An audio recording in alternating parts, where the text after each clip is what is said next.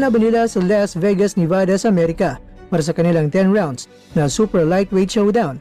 Unang round pa lang mga kakwento, pinakatama na agad yung solidong kombinasyon nitong si Pitbull. Pero laing Meksikano pa, binaliwala lang ito ni Fierro. Ilang beses na hinambalos ni Pitbull si Fierro, pero nanatili pa rin nakatayo at bumibitaw ng mga counter kay Pitbull na ilang beses naman na nasa pool itong si Pitbull. Bawat 10 mga segundo mga kwento yaba, palaging naka-all out war itong si Pitbull. Naalugman ni Pitbull itong si Fierro, pero nananatili pa rin nakatayo. Nakakatama man si Fierro, pero kulang pa rin ito sa tulak ng mga suntok.